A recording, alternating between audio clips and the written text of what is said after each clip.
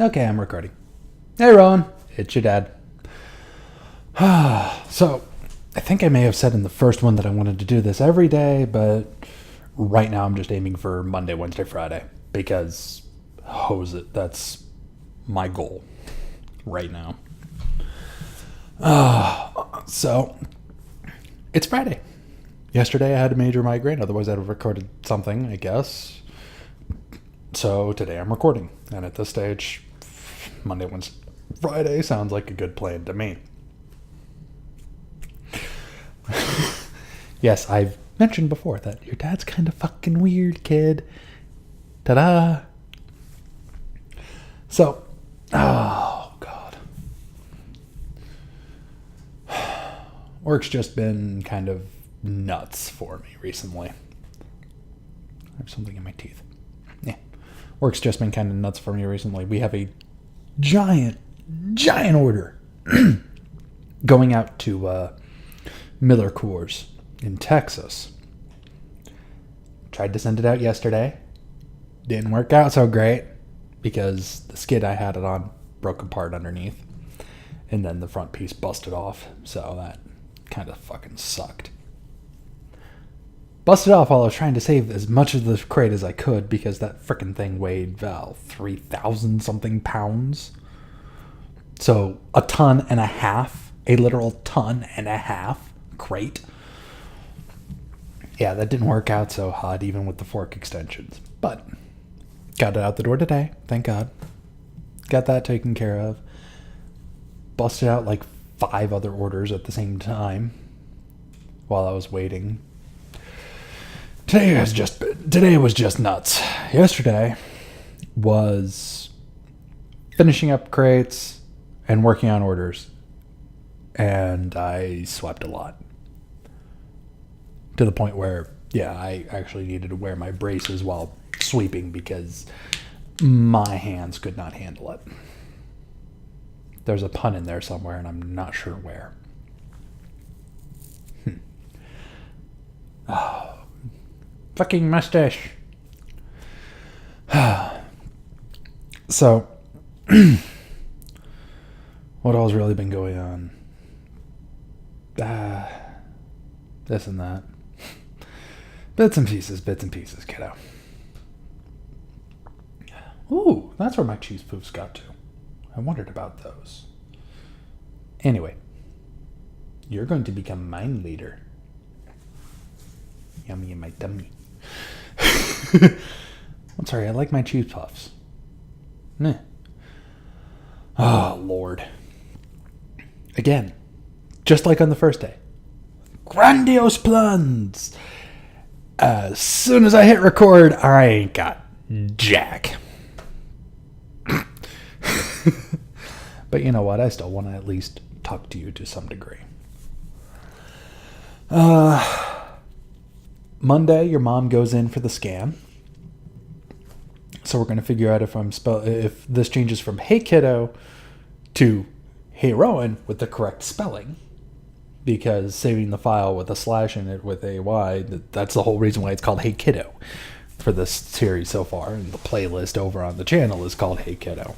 Because, well, it won't let me save it with a slash in the file name.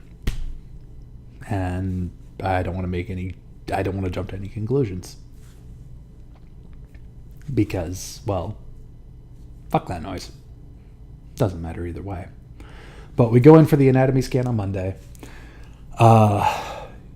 We find out on Saturday at a gender reveal party. Which is going to become somewhat interesting because I'm going to have both Grandma and Grandpa Shan and Grandma and Grandpa Lively on the Skype calls. So they all find out at the same time. Minus tape delay because Skype is funky. Part of me is half tempted to just say, screw it, it's going live. YouTube Live, here you go. Here's the links for everybody. Just call it good. But that's just mean. So I'm not going to do that. I'm actually going to, have them separate. I'll figure out I'll figure out some way of recording something that way. That way we can do that. And I can just put it up here so you get to see our reaction. A lot easier than trying to dig through a whole boatloads of crap and praying that one of the family members out there recorded it and put it out somewhere that I can steal, copy, paste up on the channel, and hide it in this playlist, which is open for public viewing.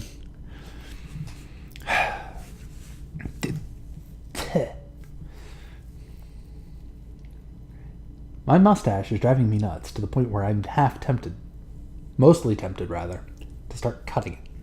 Except I still want to keep the corners. And if I lose this part, it doesn't look quite as full. I've been through this before. I'm drooling a little. I've been eating. Oh, Lord. You know, it's actually kind of half tempting, and I may just start one.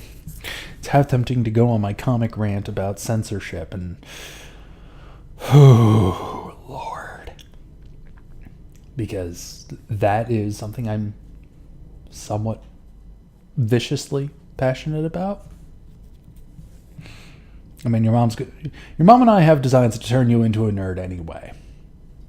I say as I sit here in a shirt that's filled with early through mid-90s cartoons. Of which only one was not something that I regularly watched. Fairly Odd Parents. I was just on the wrong side of that. I was just too old for that. I was just too young to get Ren and Stimpy. And now that I do, oh my. No wonder Grandma Lively was not thrilled with me watching that show. Granted, here's the fun thing. Ren and Stimpy was not actually made for kids. The creators were trying not to make that for kids. They were trying to make it for adults. And because it's animated, it's a cartoon. That means it has to be for kids. And then you actually watch it as an adult and you sit there and go, yeah, that so was not aimed at kids. That really wasn't aimed at kids. And even Rocko's Modern Life, which is that character, and actually I think I have that one. Yeah, which is, where's my finger? Pull my finger. No, those two characters and this character up here from Rocko's Modern Life, even that was not really aimed at kids entirely. I mean, the creator has openly stated that he was aiming for some very adult jokes for the adults who would be forced to watch this show. And honestly, it comes across as far more of a teen. Actually, having gone back through, rewatched it because I have it on DVD. It comes across as far more of kind of a teenager aim. You know, the mark is aimed at teenagers, but Nickelodeon was running it for the kids. It's one of those, you're kind of missing your mark, guys. You need to start this run it a little later, like right after school, because that's when a lot of your teenagers are going to be watching. It honestly probably would have done better over on Cartoon Network in the Toonami runs. But it's the early 90s. Cartoon Network didn't, if it existed, it wasn't over on like general cable like it is now. So, although it's definitely still not on over-the-air cable, but I don't think Nickelodeon is either for air television, beaming all around the world, because why the hell not? But yeah, and that's what gets into that's what gets me. They're taking a look at the medium as a whole and going, oh, it's just for kids, when they're obviously writing something that's more adult. The Simpsons, that one from the get-go has been primetime television. 1989. Let's do a Google search. Let's do a Google search, and I'm not going to cut it out because why would I? Okay, phone. Simpsons.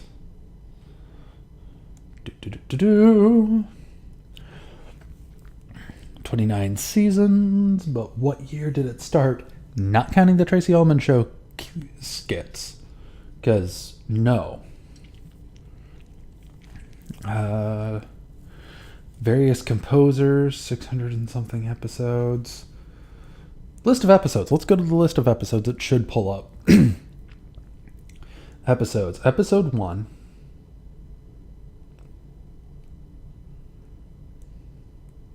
That's season 21. Oh, Lord, you have this... No, I want season 1. It's 21, 25. No, I want season 1. 22. No, I want season 1. Does it jump back down at some point? No. No, the list was... Specials. See also... Simpsons Guy, which was a crossover between those two. This seriously... At least on mobile. On mobile. Oh. The Simpsons. The Simpsons season 1. Okay.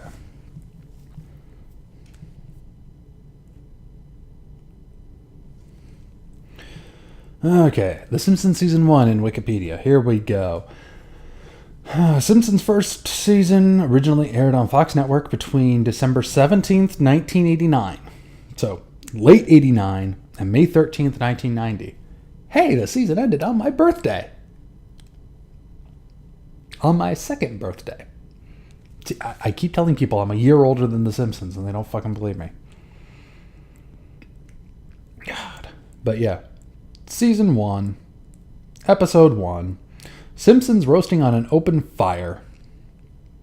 Get a tattoo. Mr. Burns. Santa.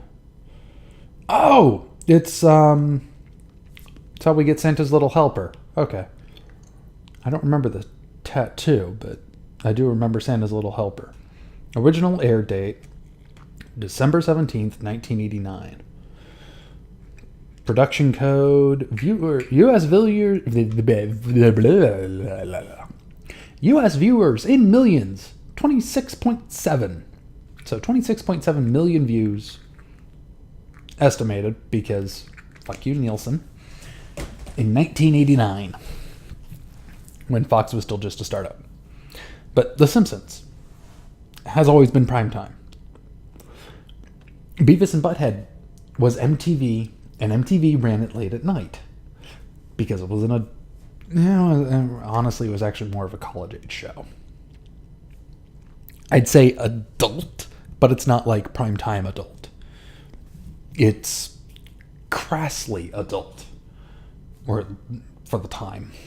It still kind of was. Even watching it today, it's still very crassly adult. But it's definitely aiming at the college mentality that right in the early drinking age. You know, between 18 and I'd say about 25, 26. It's aiming right in that demographic. And MTV ran it late at night. Hey. And then same creator turned around, made King of the Hill. Guess what? That was also very prime time. It was designed to be prime time. Family Guy, prime time. And yet you still see cartoons as a kids-only medium, which has never made sense to me. But hey, because any medium can be for anybody. It doesn't matter. It doesn't matter the medium. It matters the content and the context. I mean, oh, crap. Let's see what I got here just on the top. Quasar, Q Unit, Sword of Dracula, Swamp Thing, Expatriates, Youngblood, Strike Force. No, none of my Terry Moore. Let's come in here. Let's take a look at the keys, shall we? Okay, here we go. Here we go. A show that, while aimed at kids, also had a lot of adult humor. Jokes that would just completely shear straight over any child's head that adults would catch. Pinky and the Brain and Animaniacs as a whole. These comics I haven't actually read are probably aimed at that same audience. There's going to be jokes in here that the adults will get, but children won't. But there's still jokes in here that everybody will get, which is fine, which is perfect. Actually, the next one up from My Pinky and the Brain, here's one that's almost purely for kids. It's a Pokemon free comic book day. This one was aimed at kids. Now, comics can be for anyone. Supreme Power, Supreme... No. No, I'm just going to skip over anything Liefeld because no. Bite it, Liefeld. How far down do I have to go? No, sorry, Randy Milholland. I'm not going to promote yours on this particular usage. Street Fighter 2. Strawberry Shortcake. Its target demographic, young female readers. Specifically young, again. Emphasis there. Strange Link. Oh, Stranded, Captain America. Fuck you. Starstruck, which I haven't read. Starman, which I can't quote on. Next Gen. This is why I have things in bags and boards. Star Wars. DS9. Utter garbage. And if you want to know why I say this is utter garbage, many a moon ago, I did a review for it. It's up on this channel somewhere. Star Black. Tales from the Quarterpan, Episode 2. The Stand. Hey, look! More kids! Kids aimed! See Star Black. For Spitting Image from Eclipse Comics. Although I have to give Eclipse Comics some credit because... no. Actually, yeah. You know what? Right here. No, that's a bad logo to use. So's that. Okay, since I'm right next to Spawn anyway. You know what? Spawn kills everyone. Okay, right there. Now, I haven't actually read that particular issue, even though I've managed to procure 2 copies of it. Second printing, third printing. Spawn, in no way, shape, or form, is aimed at children. It just isn't. It is... No. I would... No. Just no. But does that mean that it should be banned? That it should be, excluded from being written, from being distributed? Or does it mean that the target audience just isn't children? Well, for my money, it's that it isn't aimed at children. It is an adult's comic book. The entire series of Spawn is aimed at a more adult, teenage to adult audience. Expatriate here, I'm pretty sure, is not aimed at kids. I'd almost guarantee it, and to the point where, let's see, B. Claymore, so I don't know. But I'm looking at this, and while the art is impressive, yeah, no, this is definitely a spy thriller sort of thing. And I would not call that a kid's book in any way, shape, or form. So it's not that comics are only for kids, that animated shows are only for kids. No, it comes down to what they're telling through their chosen medium. If it is someone who wants to do something animated, that way they can do more. Parker and Stone with how the hell did I just forget South Park's name? I honestly want to know that one. But Parker and Stone. South Park. The entire thing of South Park. You could not do that as live action. It would translate poorly to pretty much anything other than animation, which is what they did. It's a very specific kind of animation, mind you. And they've changed how they do it over time, but that's a whole different thing in evolving the medium, yada, yada, yada. But that show is not aimed at kids in any way. It is hard satire. Yeah, it's a bit, at least in the early seasons, which is what I was exposed to, which is why I don't really watch it, even though I've seen later seasons episodes and gone, okay, yes, they got better. They never aimed it at kids. And there is no other way for that to work outside of the medium they did. I can't really see them being able to tell those stories with adults instead of the fourth graders that they use. It's a specific mindset of the main characters. It's a specific mindset for everyone around them. And those mindsets, and the way the story would work any other way does not pan out. So, yes, it is an animated show that is purely for adults. So, early 1950s, when superhero comic book sales, and I'm assuming Quasar here is a superhero. When Titans throw down, it's Hyperion versus Gladiator. A Star Blast crossover issue 2. Marvel, what the hell? Whatever. Next time I'm going to grab something that's not from the big two to show off for a superhero comic. But in the early 50s, superhero comics started to flag in sales. So, a lot of companies started doing more adult aimed because the audience had grown up. Action Comics #1 had been released in 1939.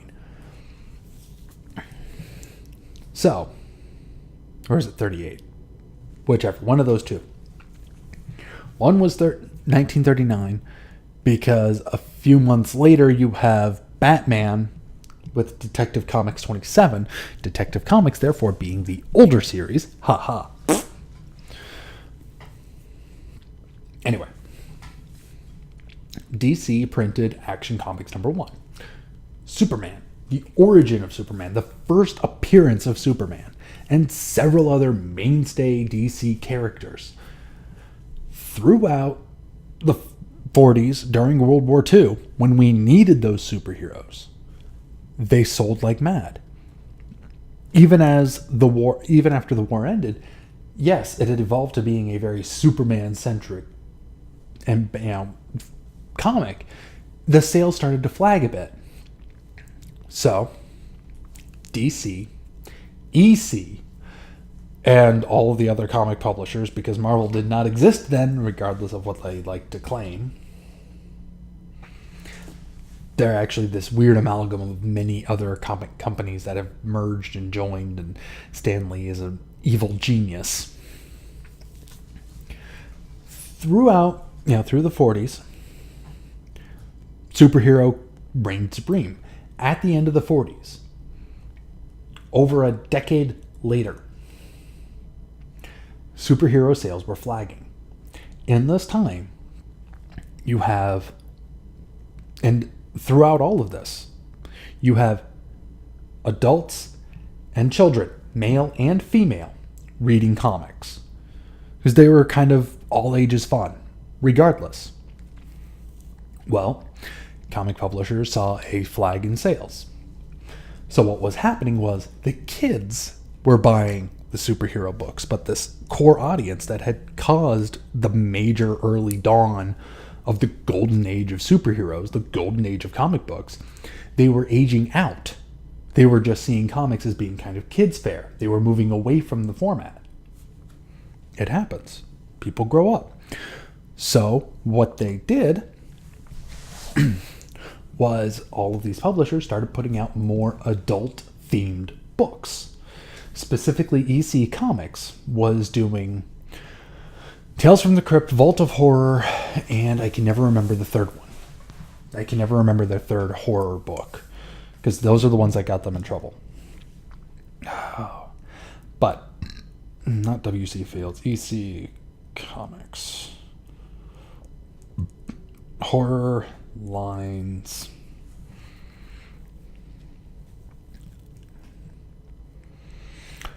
Tales from the Crypt.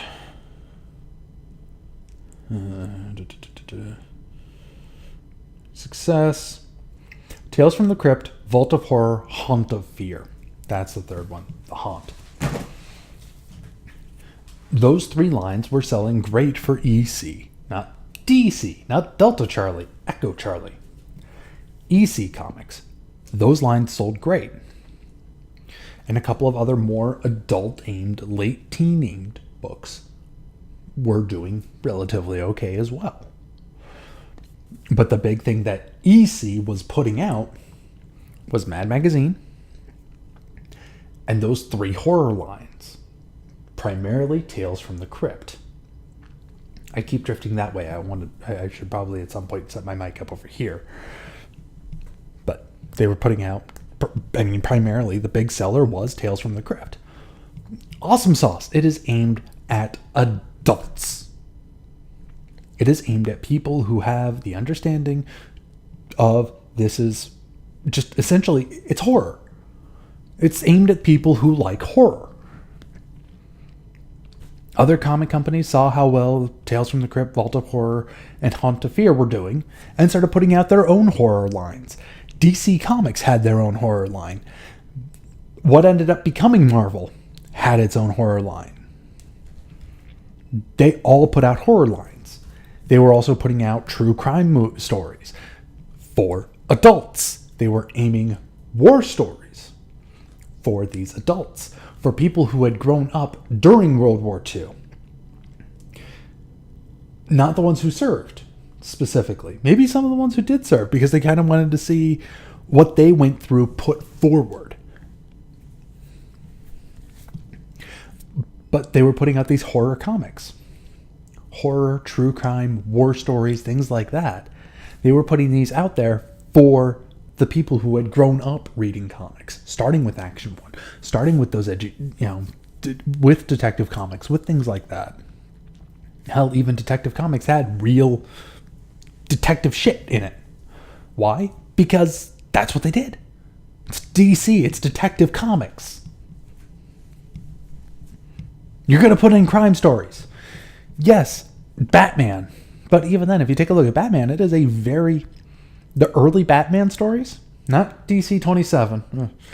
That one's, actually even that one. You're looking at the Shadow, the Phantom, things like that. Not the Phantom of comic lore, but mostly the Shadow. Batman really is a knockoff of the Shadow.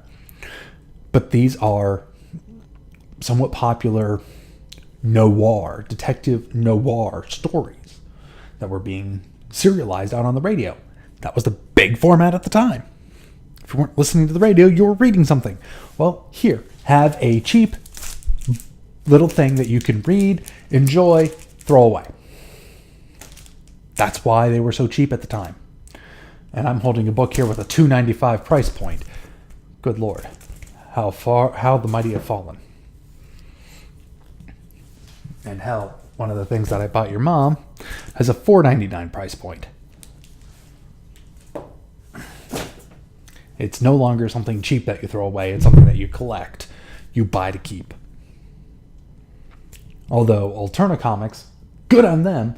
I want to say it's Alterna. It might be one of the other small A publishers. They've actually gone back to using newsprint, running it in black and white.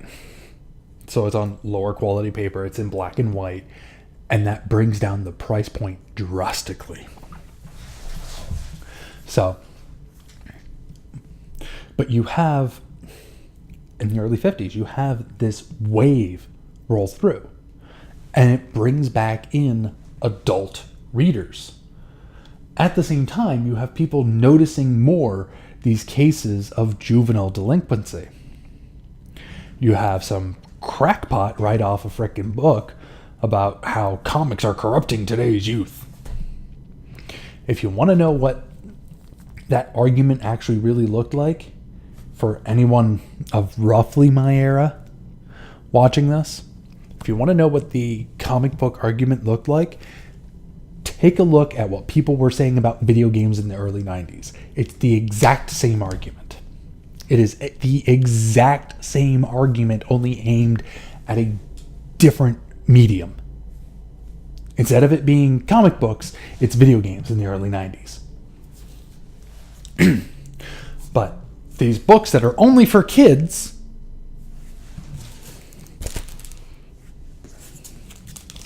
my ass. These kids books, these funny books, eat me, are causing our youth to become delinquents. You know, they're reading these true crime books or these fanciful crime books and going out and actually committing crimes. No. Far from the truth. Actually, post-World War II, during the dawn of the start of the baby boom era, during that start, you actually see a major decrease in juvenile delinquency. And you've seen a decrease as we've gone along overall. So, oh, hey, someone's home. Cool, whatever. I don't care. I've been ranting for 32 minutes. I'm going to keep ranting. So you've seen this decrease overall. Comic books aren't just for kids. They're for everybody. To quote Linkard's end title song, comic books aren't just for kids. No. Comic books are for kids. Oh, they're not. They're for everybody. Right there. Comics are for everyone. Hijinks. Yes, I heard you. The internet heard you. Do you want to be on the internet again? Do you want to be on the internet again? Because this is how you get on the internet again. Whatever. So, because of this, oh no, kids are being corrupted by comics and causing shit and yada yada. You eat me. A Senate committee was formed. And they were deciding whether or not they should actually enforce governmental level censorship on comics. The result of which ended up being something completely different. Hang on. Let me fetch. Well, it isn't specifically governmental regulated. It was what the comic book industry did in order to keep the government from stepping in. I'm going to grab these two right here. Here we have EC Comics Valor number 1. Okay. This is the cover. It's pretty solid, decent action scene. Here we have Valor number 2.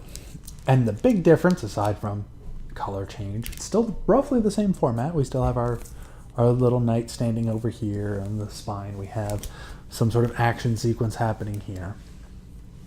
The big thing is this little stamp right up here. approved by the Comics Code Authority. The Comics Code came down and destroyed. It was specifically aimed at destroying EC Comics. This was the comic book regulators, the comic book companies as a whole coming together and saying, fuck you, to EC Comics, which eat me. Because while yes, issue 1 came out just before the change and issue 2 came out after, they had many other lines running outside of just the key 3 that were making the money. The entire intent of the Comics Code was to shut down EC Comics, and anything that was a comic book could no longer do a whole slew of things. One of the major ones that caused a change later on and the birth, and that stamp is the start of the Silver Age of comics. Because once you had that happen, people started reading more. You had a lot broader, but the numbers still came down a good bit from their original runs. The numbers still came down. You now have the Silver Age, a rebranding and bringing forth of comics. Okay, fine. The Silver Age lasts until the end of the 70s. Why the end of the 70s when the comic code didn't really hit its death knell until the mid-80s? Well, that's because you had the Bronze Age in the 70s. What ended up happening was, actually, I'm going to pull up these guys right here, Marvel Comics. And look, this is a mid-90s issue, January 1993. There's the stamp. The stamp still exists in the 90s. But Marvel, what ended up happening was Stan Lee wanted to do an issue about heroin. He wanted to do something that showed the problems and trials and of heroin, which was becoming a thing, a problem at the time. So he made it. He submitted it to the Comics Code people, and they went, no, this has drugs. Drugs are a no-no. You cannot do drugs. But I'm not showing them in a good light. I'm showing the problems. I'm showing the issues. It doesn't matter. You can't put out this issue. You cannot make it about drugs. So Stan, Jack, and a couple of other people at Marvel at the time went, you know what? No, we really want to tell this story. We want to tell this specific story. We want to tell and show the truth, show the horrors, show the problems of these hard drugs. And the Comics Code went, fine, we'll let you do it, but you're not getting our stamp. And if it doesn't have our stamp, it's not going to sell. Best-selling book for a few months was that particular issue of Spider-Man. So the Comics Code went, oh shit. Well, I guess if you do things in a negative light, if you show these now burgeoning problems in a negative light, I guess we'll let you do it. So they changed the code. And that's what the code was until the mid-80s. The death of the Silver Age. Now you have a couple of... And Action 1 is the birth of the Golden Age. Showcase 4, with the start of the Silver Age Flash, Barry Allen. That was the dawn of the Silver Age. It lasted until the 70s. Sometime in the 70s, I can never remember the actual year. But the Comics Code changed because of that. So, before the Comics Code, birth of the Comics Code, first change of the Comics Code. Oh, that's the hand that I'm showing it on. Birth, pre-birth, first change. The second change came in the mid-80s. Well, the death of the Silver Age. Actually, you have a couple of different conflicting points here. Because DC created it twice. DC is the hallmark for the start of the Golden Age and the start of the Silver Age. Okay, fine. That's because Marvel wasn't really a thing. Now, if you take a look, and there is no real argument, it is that change that was spurred by that one issue of Spider-Man. That Cat wants to be on the internet. Cat's on the internet again. Hi, everybody. Say hi, Cat. So, go bother the roommates. So, Marvel made that change. forced the comics code to change. Now, me paying attention to way too much to comics. In the early 80s, Chris Claremont, whom I've met, worked on a couple of stories. The Phoenix Saga, Dark Phoenix Saga, and Days of Future Past. All in the early 80s. Those books really were ahead of their time and started deconstructing more. And the deconstruction of the superhero is what led to the final change. Marvel was ahead of the game, but it really wasn't across everything yet. X-Men was always kind of experimental, and they were testing the waters through letting Chris Claremont do whatever the hell Chris Claremont wanted to do at that stage. He'd still run it for another decade, roughly.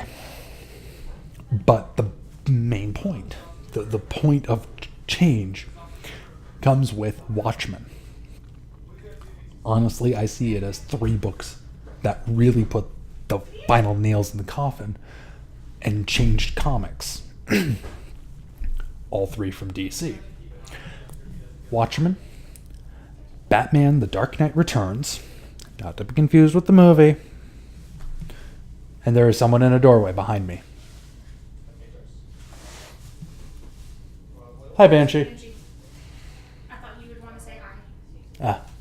She snuck upstairs. Yeah, she usually does that. You may stay in here with Paul for a few minutes. Before... Okay. Oh, someone underneath my chair? Yep. Oh. Come on, Banshee. Come on. Well, I heard a hiss. Anyway, back to what I was saying.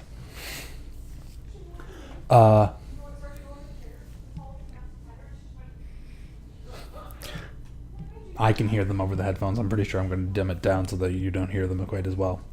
But Dark Knight Returns, Watchmen, and Crisis on Infinite Earths, those 3 books, between 84 and 86, just absolutely changed comics, because that's what spurred the deconstruction of the superhero. Dark Knight Returns links the end of, can't remember which came out first, Watchmen or Crisis, but it's the Dark Knight, which is really a major breakdown and deconstruction of the superhero, specifically Batman. That one runs 85, 86. It's 4 issues. While it's running, Crisis is finishing, and then Watchmen starts, or it's the other way around. Those 2 major year-long events do not cross over. But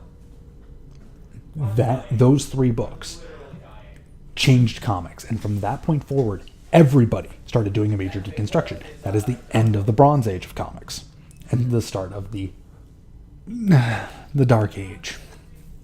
Because everybody was doing the deconstruction. Everybody was just being all dark and gritty and pouches all over the place. And yeah, we're all badass and rah. Extreme! Well, actually, no. Extreme came later on in the 90s. This is still that's in the super era. I mean, this is from January 05. They started changing a bit in the early 2000s, but we still haven't quite nailed what that era is. But definitely the Chromium era, which I've heard references to because of how shiny everything is. Yay! We're going to make shiny covers and create a huge speculator boom and crash the market. But at that same time, you had Dark Horse start up in the 80s. You have Image start up in the early 90s. You have Youngblood, Savage Dragon, Spawn, and Wildcats. I have the number 1 issues on all 4. You have those start up, and they're very dark. They're of a piece of the time. However, they haven't really, 2 of them no longer exist fully. Youngblood came back recently. And Wildcats, I'm not sure what's going on with that after Jim Lee moved to DC. Entirely. I'm not sure what happened there. But Spawn and Savage Dragon are still going in underneath Image. Of the 4 major founders that I'm aware of, Jim Lee, Rob Liefeld, Todd McFarlane, and Eric Larson, only Todd and Eric are left. So Savage Dragon and Spawn, which have been going on continuously since the 90s, are still at Image. And you have Image doing a lot of other books across the board. You have DC sticking primarily to what they know, but, if it's Batman, Superman, or Wonder Woman, they know what the hell to write. At least for the comics. When it comes to movies, apparently they don't know how to write Batman and Superman anymore. Which is why Orphan Fight sucks. Just bad writing. Really bad writing. But, where was I? But those are you have the Chromium Age, and after that they've settled into, after the 90s, sometime in the early 2000s, they stopped aiming so much for such dark and heavy. Why do they think I wear a target on my chest? I can't armor my head. That type of moronic bullshit. They moved away from that, and they're telling better stories now, overall. Some writers have always been telling the way they have been, and they are fucking fantastic. The reason why I'm gesturing over here is because that's where I have my Terry Moore box. Terry Moore has always been writing the way he has. Yeah, the first 3 issues of Strangers in Paradise is a little... it's not the greatest. But it's what started it. Volume 2 gets so much better. Volume 3, holy God. And Strangers in Paradise 25, which just started in January, with the next issue coming out next month. Damn it. I want it now. I have to wait an extra month. Damn it, Terry. You have those. And he hasn't really changed his style. He hasn't changed his method. He's telling... In an interview, he said he was writing the comics that he wanted to read. And it's beautiful. They're absolutely beautiful. Strong female characters, something you don't really see, especially in the 90s, which is what gave birth to the idea of women in refrigerators. And holy crap, I've been ranting for 47 minutes. Well, I guess I'll have to rant more about this on another time and why I'm so free speech. But that's what started it. Paying attention to the comics code. Oh, someday I should. I want to read some of the context. Oh my lord! I can get very irate really fast, but yeah, seriously, no. No one medium is for no one demographic. Cartoons are not just for kids. Comics are not just for kids. It's like saying just movies are just for kids or books are just for kids. No, they're for everyone. It's the style. It is what the target is aimed for. Some books are aimed at very small children. Some are aimed for more young adult, the tweenagers and to mid-teens. And then you have other books that are aimed almost exclusively for adults, but written with a low enough reading level that it's not that difficult to read. I mean, and then you have ones that are more difficult that have always been aimed at a more mature audience overall. Lord of the Rings, for the love of Christ. Even for the time, it was not designed for kids. It's always been a very heavy read. All 4 books. And then you take a look at the Silmarillion and oh my god, shoot me now. You need Peter Jackson to direct that one and break it up not into a trilogy, but a heptilogy. Add on one more, make it 7, because you kind of need to do that if you're going to be telling the entire history of Middle-earth. Because seriously, as giant as Lord of the Rings is, if you pay attention, if you look at the history book portion of Silmarillion, it takes up about this much. And it's a novel that's like this when you stack all 3 books together. It takes up literally this much. Not thickness, no, on one page. It takes up like a paragraph and a half. But video games, even video games, you have ones that are specifically aimed at children. You have ones that are aimed at more teenagers. You have ones that are definitely aimed at adults. Hey, ta-da! You have movies. Some are aimed at specifically for kids. I'm looking at you, Disney. You have ones that are aimed for everyone. You have ones that are aimed specifically for adults. And you have ones that run the gambit in between. That's fine. That's perfect. Because everything is for everyone depending on the story. The medium itself doesn't matter. And yet in the 1950s and in the 1990s, for some reason, we've thought that, no, comics are only for kids. No, video games are only for kids. Fuck you. Fuck you right in the neck. Anyway. Oh, after that impassioned hour, I'm going to call it a good and post this up on YouTube. So, we'll figure out if it's an A or a Y on Monday, kiddo. Well, your Grandma Jorgensen's going to find out. And everybody else is going to find out that Saturday. So, a week and a day. For me to find out. If it's an A or a Y in your name. So, till then. Love you, kid. Bye. And stop.